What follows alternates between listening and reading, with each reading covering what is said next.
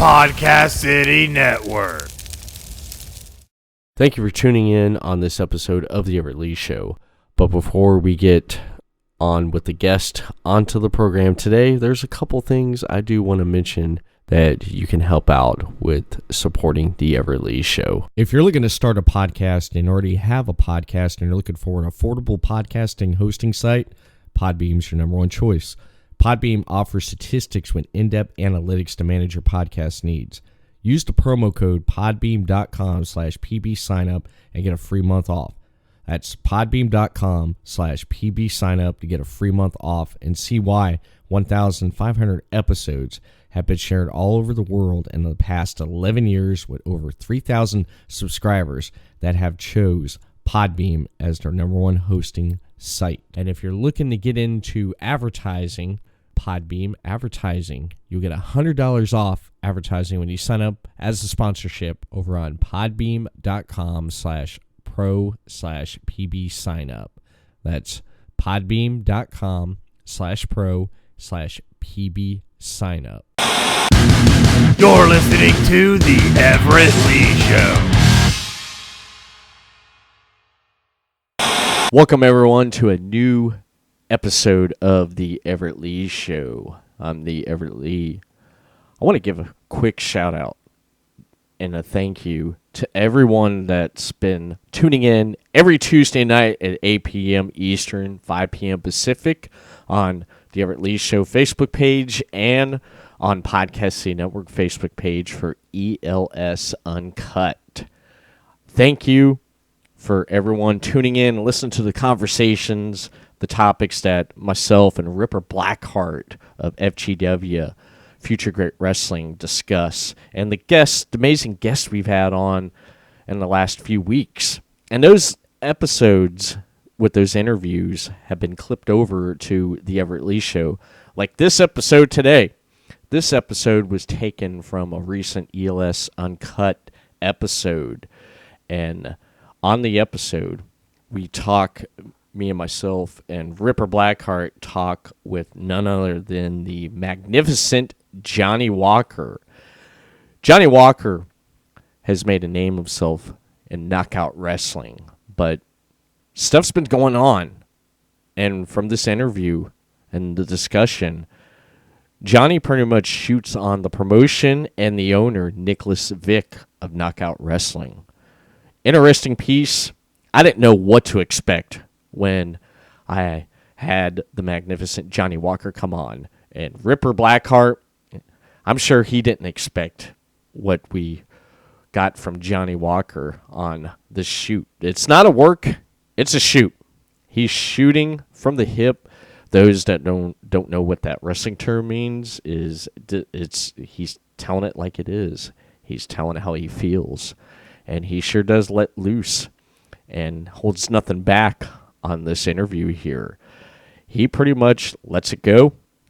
And I pretty much tell him, hey, just go with it. Because I've reached out and contacted Johnny Walker, the magnificent Johnny Walker, for the fact that on Double Down, a knockout wrestling promotion show, I was going to have Johnny on.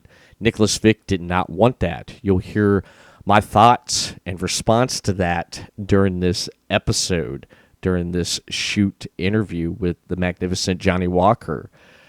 And the reason why we decided to do it on ELS Uncut, raw and gritty as it can be on any shoot that I've ever conducted doing the Everett Lee Show over the 200-some episodes, and even on early episodes of ELS Uncut. So this one right here, this is something that is just, I don't know what else to say. You're just going to have to hear it for yourself. So here is that shoot interview from the magnificent Johnny Walker from a previous episode of ELS Uncut. Hope you all enjoy it. Ladies and gentlemen, joining Ripper Blackheart and Everett Lee right here is none other than professional wrestler Johnny Walker. Wait a minute, time out. Whoa, stop right there. First of all, if you're going to say my name, you better say it correctly. It's the magnificent Johnny Walker. Yeah, if you Everett. can't say it the right way, then don't fucking say it at all, you fucking snapperhead. God damn, Everett, you're embarrassing me. I'm sorry. I just do that, man. I just do that. And Johnny, I'm one of your biggest fans. Then prove by saying my name the right way. Well, you go by so many names. I don't know what to call you half the time, and I am sorry. I want to apologize to you, Mr. Walker, for messing up on introducing you here on the program. Please I would like to apologize for Everett, too. You know what? I'll accept your apology. I do not accept Everett's apology, though. He should have known better. It's his fucking show. He doesn't even know how to introduce his guests. I should hang up right now and go on a show that's actually more reputable. Well, this show right here, no other show would have you after what happened, which we'll get into, which we'll talk about. But you want to go down that road this early? Really? No other show would have me? Yeah. That's a little bit egotistical on your part. From what I understand, that there were some people that would not have you after what happened with Knockout, which I'll touch on here in a little bit. But first, yeah, I'm all the way up in Ohio. Let me know what's going on. I know there's some tension. You know what? We're going to get to that. We're going to get to that because Everett needs to think very carefully about the questions he's going to ask me in regard to that before he does. So we'll get to that a little bit later. I need him to think a little bit before we touch on that one because it's a bad subject and it's not a work, it's a shoot. So we'll get there. We will, because everyone's seen the post and pretty much people know what's going on or think they know what's going on, but they think they know. Yeah. Johnny Walker, people who's not familiar with Johnny Walker, when they hear the name Johnny Walker, what should they know about Johnny Walker? Well, the first thing they should understand is that there have been two great Johnny Walkers in history. The first one recently passed away, one of the greatest wrestlers of all time. Dominated the indie circuit for many, many years. Dominated many of the professional wrestling leagues, major promotions for many, many years. An absolutely fantastic individual, and God bless him, and God bless his passing, and Godspeed to him. That's the first thing they should know. The second thing they should know is that I am carrying on his name and his memory with grace and magnificence, as it should be. What people should really know about me specifically is that I may very well be the last of the old school wrestlers still out there working today. I'm not doing all this flippy, floppy, Cirque du Soleil gymnastic bullshit that all of these young guys think is professional wrestling. I'm a true wrestler. I am a true sports entertainer in every sense of the word. What you get with me is not just a magnificent athlete. You get a magnificent personality, a magnificent character, and somebody who is there, not just to win matches. That's easy. I'll knock somebody out with one punch all day long and finish it in 30 seconds. I'm there to make sure that those fans get exactly what they're paying for, and that's a show. That's entertainment. That's a story. It's getting invested in whether you love me or hate me, you're gonna fucking watch. Amazing. And I believe it because I've seen it in person. I've seen you in person many times at Knockout Wrestling. And Ripper, I know you've seen Johnny Knockout at Knockout Wrestling. You send me the episodes. When yes. You send me the episodes, I watch them. So, yeah, I'm very aware of Johnny. And to comment on what he said, yeah, that's what's missing in wrestling, I think, is too much people want to do the flashy moves. To me, the moves aren't really important. Everybody gets taught the damn moves. Yeah. Give me a reason to give a shit about you. You know? So what? You can do 20 million flips in the air before you hit the mat. Why should I give a shit about? What is it about you that makes me want to give a shit about you more than this guy over here or that guy over there? And I think that's an art that gets lost a lot lately in professional wrestling. So it's good to see there's men out there like Magnificent Magnificent Johnny Walker, because that's how you say his name, Everett. That's Okay. respect. That's respect, Ripper, and this is what Everett needs to learn. That's what he needs to learn. Here's the thing. You go back and you ask any of the old-time wrestlers, anybody from, maybe 2004 beyond that. Some of the great ones, Dusty Rhodes, Ric Flair, Dick Murdoch, Terry Funk. These were guys bringing up my generation who gave me and people my age the simplest form of advice. Doesn't matter what you can do. Doesn't matter whether you do one thing. It doesn't matter whether you do 1,000 things. But everything you do, make it matter. Make it mean something. If you're only going to do one thing, make it mean something. Exactly. I agree with you there. I agree with you right there. Too many spots. A lot of the young talent that I see out there in the ring, it's high spot this, high spot that. Do a high spot here, do a high spot there, flip here, flip there. And exactly, I agree with what Ripper and yourself there says that it's just what happened to having a match and doing stuff in the ring, doing moves, and telling a good story in the ring. What happened to that? It's nowhere now. That's nowhere now. All right, if there's one or two guys like that, but when every single guy's like that, like here's the thing I always say. I always tell people about. ECW, when it first started, it had a little bit of fucking everything. Yeah. You could find something that you liked about professional wrestling in the original ECW. But once Paul E saw that he was getting the biggest reactions from all the hardcore stuff, everything went hardcore. Yeah. And eventually, I think that's kind of what got people away from it, because you can only watch a train wreck so many times till you're numb to it. And I think he got away. He had a perfect formula starting off. And I think he got away from that. And I think that's what happens a lot today with the youth, if you will, of professional wrestling. They see the guys who do all the flashy stuff, and they're not paying attention to guys like the magnificent Johnny Walker or some of the other old school Dustin Rhodes, with the exception of I think he does the Canadian Destroyer way too much. Right, a little bit too much, but everything else does. And it's kind of what sets him apart there in AEW, I think, because he doesn't do what everybody else is doing. He's very simple.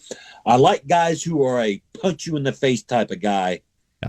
Any day of the week. I'll take one of them guys any day of the week over someone who's got to go 1,000,000 miles an hour in the ring and probably blown up in the first 5 minutes.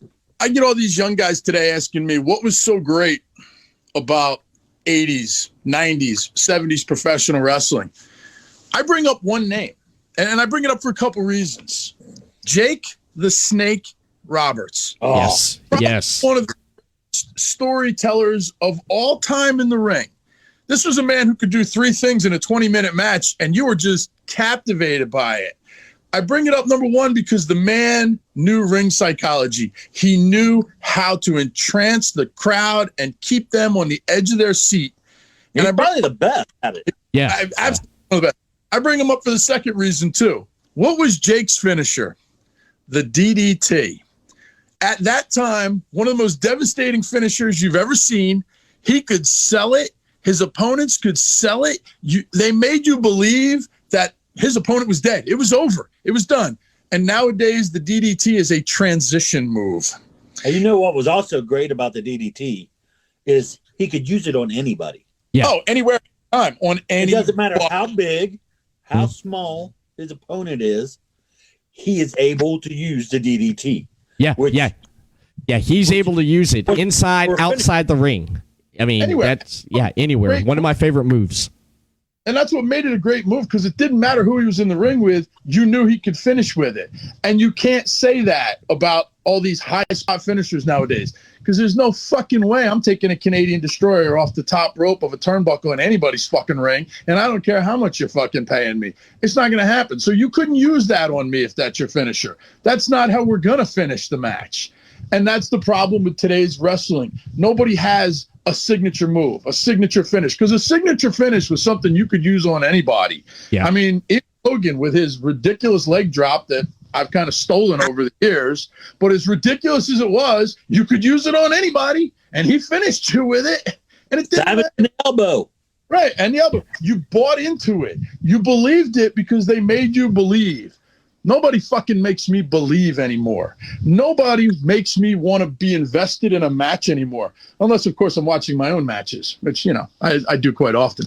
But this is my problem with wrestling.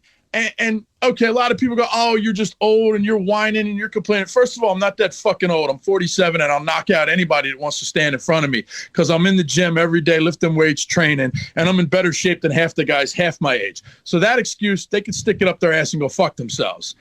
The other thing they tell me is, oh, you just don't want to do those things because you can't. Well, if I really fucking wanted to, I probably could, but why? I would rather elicit a reaction from the audience and use that. I'd rather tell a story. I'd rather take my time. I'd rather have people understand what I just did instead of trying to wonder what just happened 5 moves ago when it all took place in 3 seconds. Makes no fucking sense to me. So, I understand it's a whole new world. I understand wrestling is a whole new kind of thing. I can't even watch WWE anymore. I can't even watch AEW half the time. There is some shit I do like on AEW.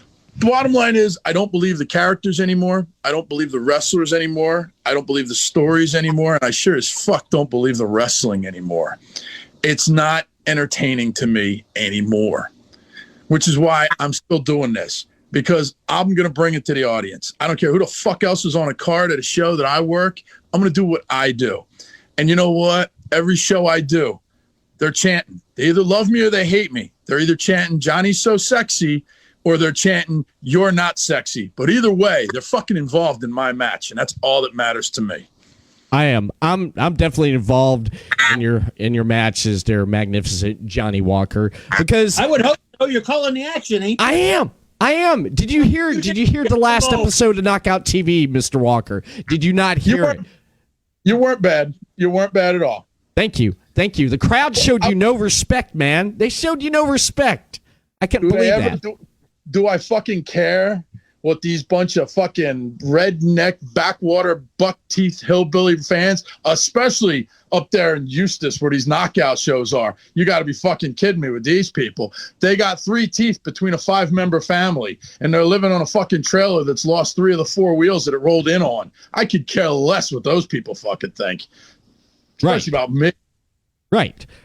And that's because you're magnificent Johnny Walker. Why would you care what people think? But when you come in the ring and you grab the mic, people need to shut up and show some respect to you. That's what gets me, man. It's, when an intelligent person is speaking, everybody else needs to be quiet. That's just the way it is. When a man who knows more than everybody else is in the ring and he's speaking, everybody else should shut up. First and foremost, it's important to hear what intelligent people have to say. Secondly, you might be able to learn something from it. So shut up, listen, pay attention. I don't care that you're fat. I don't care that you're not sexy. I don't care that you're jealous that I'm better looking, that I'm a better wrestler, that your husband is a puddle of mud compared to me. I could care less. Just listen to what I have to fucking say because it's important. End of the story. When the mic's in my hand, just shut your fucking mouth. Exactly. Very simple. Yeah. Ain't it though? It's a simple formula. It's very simple. It is. It's very, very simple. I wanna go back to June 20th. Unfinished Business 2. I was there. Mm-hmm. You were there. And one person in particular was there. He's watching right now. And he made a comment in the chat that says, we love Johnny, and he don't do spots. And you know who I'm talking about. I said it on commentary, he was wrongfully fired for being in a match wearing a mask. There's a lot of people who wear fucking masks in the ring. Come on, for God's sakes. Talking about Mr. Bill Crude, the former commissioner of Knockout Wrestling. He was fired unjustified for unjustifications from Nicholas Vick from Knockout Wrestling. And a few months later at Bowling Point, you make your presence known in the ring, and you make a statement that you are going to take over Knockout Wrestling with a new faction. You introduced Agent Orange into the mix. Then the wild card you pulled out, which I didn't expect and no one expected at the Bowling Point. Neither did Nicholas Vick, hence the beginning of our problem. Right. You brought out former commissioner Bill Crude. You brought him back to Knockout. You had a match there with American Eagle and Billy McLeod because you had some problems there. But at the end of the match, we saw who was standing proud in the ring there. The Magnificent Mayhem was standing proud in the ring. Now, after that, tell me what escalated right after that, because I know Nicholas Vick was outside trying to be the outside ring enforcer. What happened after that right there? I do want to mention this right here. I want to take a quick break, and when we come back, we'll dive more into the conversation right here. But first, there's a couple things I do want to mention. Since 1995, HighSpots.com has grown to be the company it is by serving the wrestling fans throughout the world with a great selection of merchandise. HighSpots.com has everything a wrestling fan could want, including the latest WWE and TNA releases, classic wrestling merchandise, and their HighSpots.com exclusive releases. HighSpots.com is the leading online retailer for professional wrestling and mixed martial arts, offering autographs, figures, DVDs, apparel, wrestling gear, and even wrestling rings.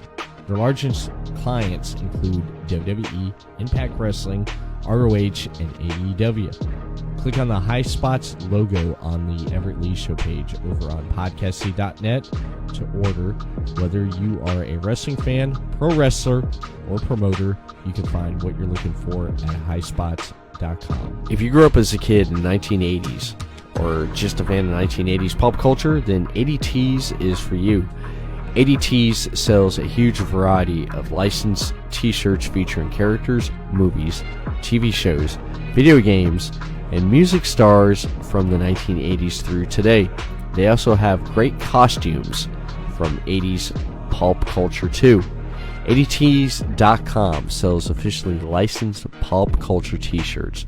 As you might guess, their focus is on the 1980s, but do sometimes sell other cool pop culture related tees.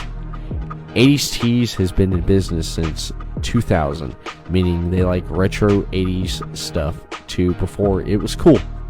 Follow the link provided in the description section of this episode for more. 80stees.com. You're listening to The Everett Lee Show.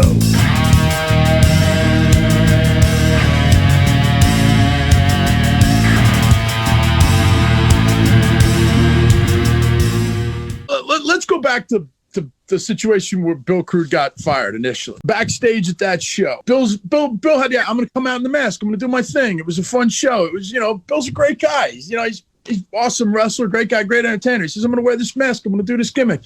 Nick had a problem with that. Nick didn't like it. And Nick and I had words at that show about, hey, listen, this is a good gimmick. It's not like people don't know who he is. It's not like it's some big mystery that's Bill Crude in the mask. It's going to be great. It's going to be funny. Let's rock and roll with this. And Nick, well, I don't like that kind of stuff. It doesn't. And I said, you know what, Nick, honestly, you've been in this business, fucking 2 fucking minutes. Me, Bill Crude, a couple of the other guys, we've been doing this our whole freaking lives. We've been doing this forever. Trust me, we know what's going to get over. And he kind of bit the bullet that day and went with it, and Bill did the gimmick. And, it was kind of an issue. And afterwards, Nick was very unhappy with it. And Bill, was doing his thing. And then Nick decides he wants to do this thing where, Bill's going to get fired and that's going to be it. And it was half a work and half a shoot. And it was a little bit of everything. But it was a little upsetting that, you had these older guys that absolutely understand the wrestling business and understand the audience. And Nick really wasn't too keen to paying attention to what we were saying. He kind of felt that we wanted to do our own thing. And it wasn't about doing our own thing. It was about entertaining the crowd. So this is where it kind of started. So then here comes the last show. all right, we'd been talking for a while about me putting together a faction anyhow. This wasn't something new. This was, something in the works, and I had said, listen, obviously the two guys from Agent Orange, I'm not going to tell you who they are, but, these two guys, they're my guys. I love them. I wanted them.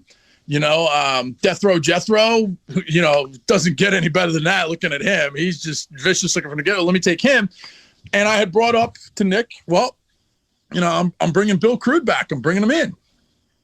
Nick wasn't happy about this, and I kind of told Vic or Nick at the time. I said, if you want to do this gimmick, then I'm bringing in who I want. I'm going to work with people that I want to work with, and I'm going to work with people that are going to understand how this gimmick is supposed to work. I don't want to take on a bunch of rookies and these young kids that are always going into business for themselves and they don't get it. I want to work with guys that are going to be able to work this gimmick. And I said, I want Bill Crude. He kind of agreed to it. Okay, go ahead. And we come out, we do the match, we do the whole thing. And yes, I'm giving away a lot of trade secrets here because like I said, guys, my issues with Nick is not a work. It is a shoot. So I'm telling the real story the way it is. We come out, we do the whole thing. I cut my promo. It's all great. We're doing this match. I did not expect Nick to come out for that. That was not part of what was supposed to happen. Nick wasn't supposed to come out at all. So when he comes out, I see him coming out, and okay, we're going to work this. He comes out. Obviously, I don't know. You can't hear it on the audio, but, he and I got a little nose-to-nose there in the beginning, and I'm basically saying to him, fuck are you doing here? We had a plan. Oh, well, I decided to come out. Well, what for? This is our gimmick. Now I got to figure out how to work you into this shit. We walk away from each other, let the match go on, because I really didn't have a whole lot to do with the match. I'm just out there for support, no big deal. A couple times during the match, Nick's walking around toward me. Okay, well, are we going to do something? Are we not going to do something? You're walking toward me. What are you doing? Words are exchanged, gimmick words, shoot words. I don't know. At that point, I don't even fucking know anymore. Get to the part, we do the squash, beating up Billy in the ring, whatever's going on, doing our little thing. And then all of a sudden, Nick jumps in the ring and starts screaming and hollering at us. You guys got to get out of the fucking ring. This is getting out of hand. You got to. And I'm looking at him like, the fuck you talking about? You knew this was going to happen. What do you think you're doing? What are you? I don't know whether he's working it or whether it's a shoot at this point, but whatever he's doing, either way, it's pissing me off because I don't know. We haven't worked it. So I'm trying to play along. I don't know if you can tell, but toward the end, I'm a little pissed off. I'm just getting my guys and saying, let's fucking leave. I know. I wasn't really working it anymore. I was pissed. I'm like, you know what? Let's just get the fuck out of here. Let's go. My guys are still working it a little bit, which is great. That's what they're supposed to do. But I was in a mindset of, just fuck this shit. I grabbed Agent Orange. Let's go, guys. I'm getting Bill Crude. Let's get the fuck out of here. And I really just wanted to walk off, turned around, worked it a little bit more and left. Okay, no problem. Come backstage. I'm not going to get into specific details of the conversation that took place. Listen, okay. I'm a heel character. Am I a heel guy? Probably a large part of me. I'm not going to deny it. Any good believable character is there's a little bit of reality to it. Okay. Got to be a little bit of you if it's going to work. So exactly.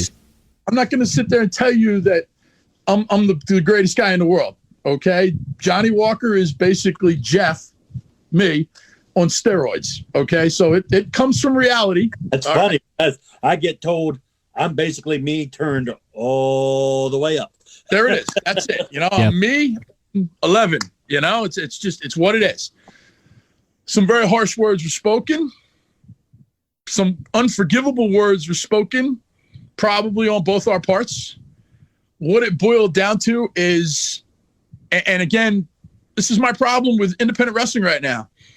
You got a lot of super marks that have gone out, bought a ring, put up some cash, buy some lights, will hire every Tom, Dick, and Harry backyard fucking wrestler to work their promotions, don't know how to tell a story, don't have people as decent agents backstage, don't have decent, people understanding how to run a show, just letting guys go out and go into business for themselves quite often in the ring.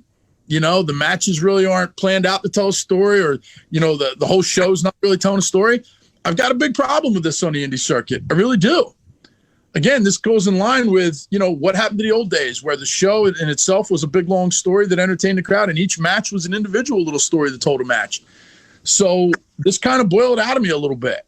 And I don't give a fuck who owns the company. I don't give a fuck. I care what you know about this business. I care what you put into this business. Okay? And as far as I'm concerned, Nick's put nothing into it. He put money into it. He bought a ring. He bought a promotion. He bought a promotion that was already active on top of that. People love him. Hey, you know what? Maybe he is a great guy. Can't say one way or the other. What I can say is that I'm an old school guy. Respect your vets. Respect the guy. And you know what? I would have loved to have seen him be successful. But after talking to me that way, and again, you know what? I probably started it. I'm a dick. I'm an asshole. I probably fired off first in the back. In fact, I'm sure that I did. I'm sure that I probably said hurtful, harmful things in the beginning. But you know what? You're a fucking businessman. You're a business owner. Compose yourself. I'm a professional wrestler. I'm supposed to be an asshole. I'm supposed to be the dickhead. I'm supposed to be the selfish one. I'm supposed to be the one that wants to do what he wants to do. You're the business owner. Be more composed. Be more of a man. He wasn't. We had words. Did I touch him? Yeah, maybe I did. Maybe there was a little contact involved in that meeting. Maybe I instigated it. In fact, you know what? Fuck it. I did. I grabbed him by the fucking shirt. I don't give a fuck. Okay? The bottom line here is I've been doing this when he was still marching in fucking line in the Marines. Okay? I've been doing this before he even thought about owning a wrestling company. You want to talk to me that way, you want to talk to guys like Bill Crude that way, you want to talk to anybody else that way, then you better make sure that you know more than we do. Because if you don't, I'm going to shut you the fuck down. And again, I'm not going to get into real specifics about what happened. He knows what happened in that meeting. I know what happened in that meeting. I understand it. He understands it, whatever it may be. The problem that I have now is that I was willing. Nah, you know what? Fuck it. I wasn't willing. I was pissed after the meeting. He was willing to squash it. He was willing to have me and him get together and talk about it in private and work it out. I fucking wasn't. I'm pissed. I'm angry. I aired it out on Facebook. So what? Fuck it. I don't care. I put it out there because I felt like it needed to be known. I put it out there because I need wrestling to be more than what it is today. He wanted to have a private meeting. He wanted to talk about it. I didn't. I still don't. He doesn't want to talk about it on Facebook. Why? Because maybe I'm right. He doesn't want to air it publicly because maybe I'm right. Or he doesn't want to air it publicly because he's a pussy. You choose which one you want, okay? Wherever it's at right now is where it's at. I've been disinvited from Knockout Wrestling. I've been told I'm never allowed to wrestle there again. And I've been told I should never show up there again. Okay, no problem. Whatever. I'm not done with him yet, but we'll see what happens. That's all I can say. Okay. Now the chat, I want to jump in here. The chat's been going off here. Bill Crude, he's been watching. And Chris Rain, I know you know Chris Rain. He said, amen. Bill Crude, I'm a hardworking veteran. Old school Chris Rain. Bill Crude, old school. Chris Rain, 40-plus year old school. 40 years with Bill. And Charles Arnold Jr. says, I'm old school, just not old like you two, LOL. Probably talking about between Bill and Chris, talking about being in the business as long as they have there. But Ripper, you have anything you want to add or anything? Well, we run into a lot of stuff up here in Ohio. We call them tax time promoters. And they have one show, and it's because they got their income tax checks back. And if they have anybody that anybody knows of on the show, you can damn well bet that's the only person getting paid. Nobody ever gets paid. Like I said, they run one goddamn show because they use their time. We haven't had to deal with it this year because of, quarantine and all that horse shit. So They didn't spring up, but we run into that a lot up here. There's a lot of what we call outlaw promotions up here that they'll use guys. Everybody goddamn knows they're pieces of shit. Not just that they're shitty workers, that they are literally pieces of shit. And everybody knows it, but these guys will use them and they'll kiss their ass because they want to feel special. They want to feel like they're part of the business. I said it before. I thought I knew a lot of shit about wrestling. And like I said, until you get in wrestling, until you're on the other side and you have been there for a while and you've been doing the shit behind the scenes, you don't fucking know about wrestling. You're a fan. You're entertained by wrestling. That is fine. But not anybody can just slap over promotion, start booking shit. I'm booking now. When FGW starts back up, I'm back in the booking position. Yeah. And like I said, it ain't just I'm going to put this guy against this guy. There's work involved, people, booking matches. There is actual goddamn work involved.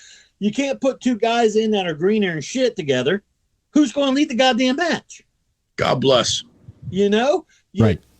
You can't, they got to be able to wrestle one another too. Their styles, even if they got different styles, they still got to be able to work together. Shit like that. And that's what happens a lot of these. And it, like I said, they will use some garbage goddamn people. You talk about backyarders. They're like literally a backyard promotion, probably a half hour from where I live. One of them kids showed up at my shoot job as a temp. Yeah.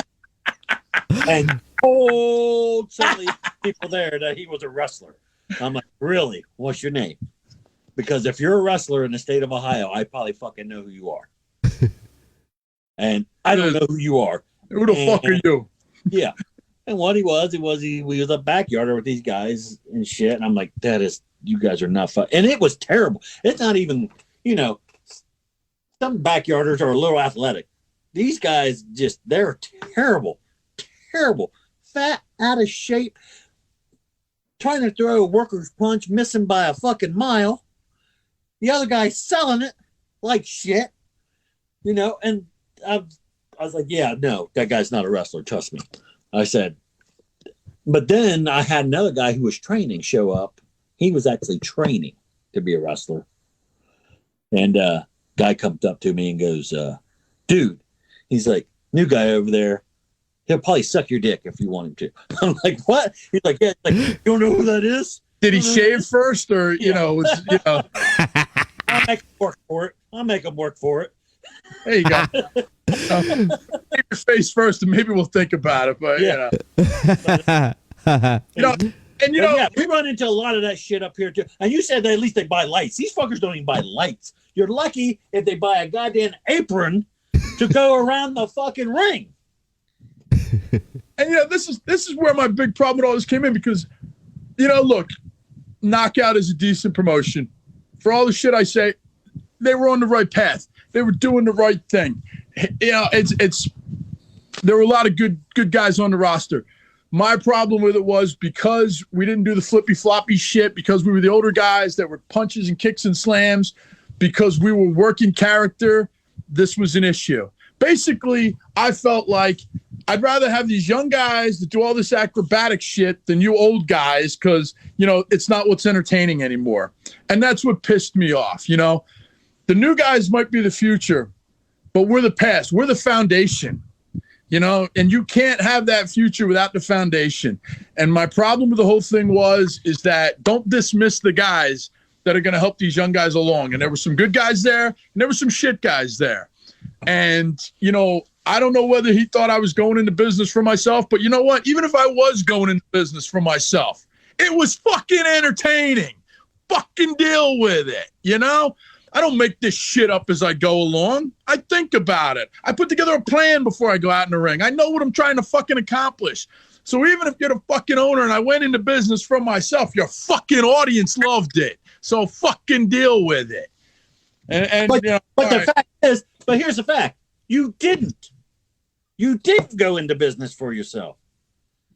This was the plan from the get-go when you went out. This was the gimmick. This was the angle. This is what we were working. Right. So, again, I hear people love Nicholas Vick. Everybody wants to take his side. I'm the bad guy in this whole thing. I could give a fuck less. My problem now is that he's a bitch. My problem now is that you didn't want to be a businessman that night, but now in retrospect, because I had you buy the shirt in the office, now you want to be a businessman? We've already crossed that line. I got, you know what? Be damned. Fucking somebody call the police on me. I swear to God, I see the motherfucker in public, I'm going to knock his fucking head off. That's where I'm at with this. I'm not trying to be the good guy in this situation anymore. I'm not trying to be the guy who's right anymore. I'm just the guy who's pissed off. I've had a fucking enough, and I'm going to fucking knock his teeth out. And I know he was a Marine, and he's got 1,000 Marine buddies, and they're all running around, and they all want to get his back because I've gotten all the threats on Facebook already. Unfortunately, I've seen all of their pictures. And 20 years ago, they might have been in-shape Marines, but all they are now are fat, overweight fishermen who can't get off the sofa. So if they think they're going to protect his ass, they better bring a lot of bullets and some body armor because I got more than enough to take them on. I'm tired of this bullshit. This is going beyond a wrestling thing. It's actually gotten pretty fucking personal now. And all his little bitch-ass friends that want to stick up for him are the ones that are getting him in more trouble. And I'll take them all on. I don't give a shit. You want to fight me outside a show? I work every fucking weekend somewhere. Find out. I'm on posters fucking every fucking weekend working somewhere. Figure out where I'm at and meet me outside. I don't give a fuck. I'm just tired of it. And I am going to knock his fucking teeth out when I see him again. And if that means I have to go looking for him, I'll go looking for him. I don't give a damn. I'm okay with being the asshole in this situation now. I really fucking am. It's crossed that line, and that's where I'm at with it. And if anybody's got a problem with it, don't buy my fucking merchandise. Don't cheer me or boo me when I'm in the fucking ring. The problem is, I know you will anyhow because I'm just that damn good. All right. I'm gonna end this right here on that right there. This is why, Mr. Magnificent Johnny Walker. This is why I had you come on ELS Uncut. Originally, Got it right. what? What's that, Ripper? I said you got it right this time. Hell yeah, I learned it after he hammered in my head the last few times already. So I'm green. I will admit that. I am green in the business, but now I know who the magnificent Johnny Walker is. This is why I had you come on ELS Uncut, because I was originally supposed to have you on Double Down, which is a knockout production. Yeah. I heard he blocked. What's that? I heard that he blocked it. Yeah. He didn't want me to do the show. Yeah, he didn't want you because I came to Nicholas Vick, and he said, we're throwing ideas around for Double Down. I said, Johnny Walker, no. Why? He wouldn't tell me. And I bugged him. I said, Johnny, I said, did you see Boiling Point? The opening of Boiling Point was fucking great. Look at that. Everyone got into it. Everyone, from the beginning of the match, from the beginning of that event, all the way to the end, they held on. And that opening right there with you and just everything. And I was like, I want Johnny Walker on. No. And he wouldn't explain why. And he basically sent me out of his office. He basically booted my ass out of the office and slammed the door on me. I'm like, all right, well, guess what? Fuck it. I do shows. I got shows on Podcasting Network. I'll get Johnny Walker. I'll get his ass on. I'll dial him. Went through some connections here. I fucking got a hold of your number. I hit you up. I said, you want to come on? You're like, fuck yeah, I'll come on. Everett Lee Show. ELS Uncut. I don't care what the fuck it's called. As long as I got a microphone over my voice and I can talk, dude. It's on, bro. So we're going to leave it like that. Anything you want to add, Ripper, or not? Probably not. Oh, nope. I think you should. No, I think you should probably let everybody know where they can get a hold of Johnny, and for the people who are entertained by him, yes. For the people who do want to buy merchandise, help a brother out. Yes. Help a brother out. Seriously. Anybody got questions? Anybody want to see my matches? Anybody want to ask me about this situation? Anybody just want to tell me how magnificent I am? You can find me in a lot of different places. You can find me on Facebook at Johnny Walker Wrestler. You can find me on Instagram at Johnny Walker Wrestling. And you can find me on YouTube at Johnny Walker Wrestling. All of those. And I'm available to talk anytime on any one of those. So hit me up. I'll answer any questions you got. All right. Thank you again, magnificent Johnny Walker. Podcasting Network, your top source for independent podcasting. Head over to podcasting.net. Follow them on social media, Podcasting Network on Facebook, Twitter at PodcastCityNet. Subscribe to the YouTube channel, Podcasting Network, and on Twitch, /Podcast City Network. Podcasting Network. Be creative, be independent, be yourself. When I need a logo or graphic design done, I use 3 Count Design. 3 Count Design offers a wide range of graphic design products, video, photography, and other forms of media. Everything from t-shirt designs to websites. For more information, head over to facebook.com/3countdesign. That is facebook.com/3countdesign. When I want to kick back a few cold ones with my friends, I head over to City Limits Taproom. City Limits Taproom has a wide selection of TVs to watch your favorite sports, indoor and outdoor seating. They are pet friendly. City Limits Taproom also has food made fresh to order, and the grilled cheese is excellent. I recommend the grilled cheese and the apple pie cider. The fries on the side, can't go wrong with that, baby. For more information for upcoming events, head over to facebook.com/City Limits Taproom. Thank you once again, magnificent Johnny Walker, for coming on the program and talking with myself and Ripper Blackheart. One other thing I do want to mention is thank you to everyone that tunes into ELS Uncut every Tuesday night, 8 p.m. Eastern, 5 p.m. Pacific, over on Everett Lee Show Facebook page and Podcast City Network. I did put a post out there on the Everett Lee Show page a while back ago, or not too long ago, about the new terms and services which go into effect October 1st on Facebook. How will that affect Everett Lee Show? We'll just have to wait and see. By this time this comes out, those new terms and services have already been in effect. So we'll see how it goes. Got to roll with the punches and just go with it. And one other thing I do want to mention, thank you for the support to the Everett Lee Show and Podcasting Network, everything that we try to strive and do as a network and bring you content from the network with such amazing shows. Thank you, everyone. And thank you, everyone, for responding to the post that was put up with me and my lovely wife celebrating our 8-year anniversary. That's right, 8 years, 10 years of living together, being together, and 8 years of marriage. What a blissful experience. And we have a beautiful daughter out of the 8 years of being married and the 10 years being together. And thank you for the feedback and the comments on the post that she shared and happened to tag me with. And I wish I got more love like that when I post episodes up of the Everett Lee Show and ELS Uncut. That's just me, but I know y'all do. And thank you, followers and fans of the program. And be sure to check out, coming up at the time of this right here, this recording, Knockout Wrestling's Wrestle Mayhem 2, presented by Toomey Tools. It's coming up this weekend. Be sure to check that out.